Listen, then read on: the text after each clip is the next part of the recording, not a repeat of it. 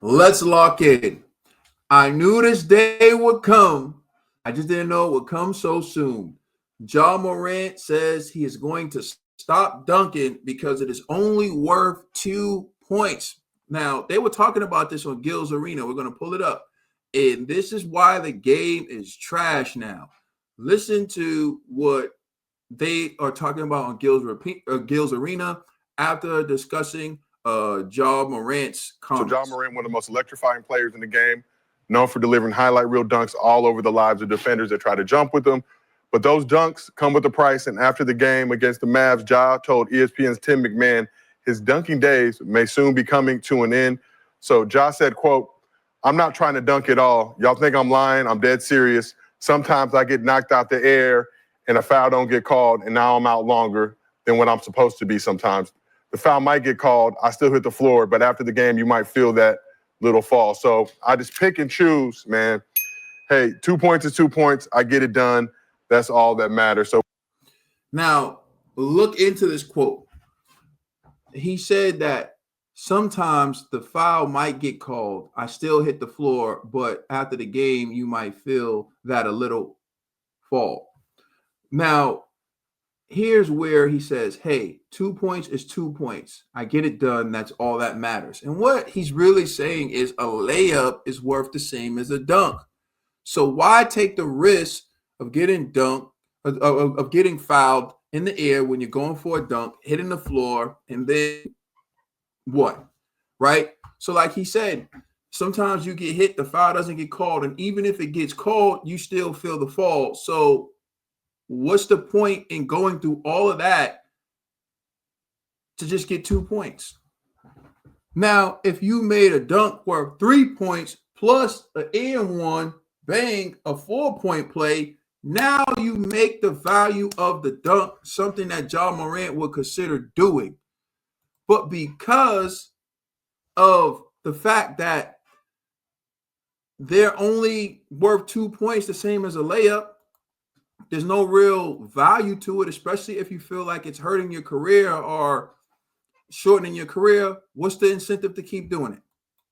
So we showed that clip of the game highlights. Ja had the opportunity to do one of those highlight reel dunks. Instead, opted for a basic two-handed dunk in the game. Only has 3 total dunks this season. And this brings me to something Kyrie said before the season started. He offered these thoughts on how athletic players can extend their careers in the league longer. Now listen to that. Morant, the guy who catches bodies, who takes flight, only has 3 dunks. This entire season, he only has 3 dunks. And they said it when he had a breakaway and everyone was ready to get out of their seat because they were going to see something spectacular. He just threw down a simple 2-hander. Said he doesn't feel the need to catch flight. And now listen to what he's about to read about Kyrie talking how to extend their careers in the league. We're saying learning how to fall is also the key to longevity. So how important it is avoiding unnecessary contact and learning how to fall for an athletic player's longevity?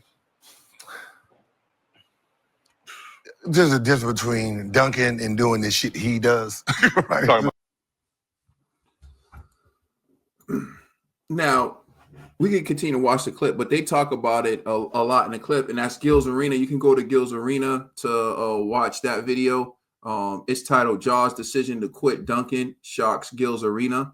But the reality is you have these players thinking more longevity now, shooting the 3 more, driving to the rim less. Let's stop going for the dunks. This is why you have to incentivize players to take that risk now. It's almost like the sport of boxing where fighters used to fight and do all this stuff, and now they want a lot of money and they only fight 2 times a year when they used to fight 3 or 4 times a year. This is what's happening with basketball. Basketball has become more of a business-minded type of game. The exciting plays are leaving the game, and everyone knows the most exciting play is the dunk, especially when someone gets dunked on. Now, a fast break highlight reel dunk will still bring people out of their seats like, oh my God, because they just witnessed someone do something that the average human being can't do. But the body-to-body dunking on someone, that is like watching a one-punch KO, and it electrifies the crowd. And you have someone who used to catch bodies on a regular, Ja Morant, saying he's not even trying to dunk anymore. But if you made Duncan worth 3 points, Ja will be catching bodies again. Anthony Edwards will be catching bodies again. If you actually called contact on the fouls, that would become the number one way to get a 4-point play. Occasionally, someone will shoot a three and someone will put their foot out and they get 4 points. But if you made dunks worth 3 points, and then people start catching bodies out there and they get fouled, that would be the fastest way to get a 4-point play. It would increase the number of 4-point plays in the league. It would incentivize people going for dunks. It would make dunkers relevant again. I can't tell you how many people are on benches across the league who got hops out of the gym, but they can't shoot, so there's no room for them in the game. They're good defenders, they're good whatever, but they can't shoot, but they can jump out of the gym. Think of like Gerald Green and all these other guys who electrified us with great dunks, but if they're not as good of a 3-point shoot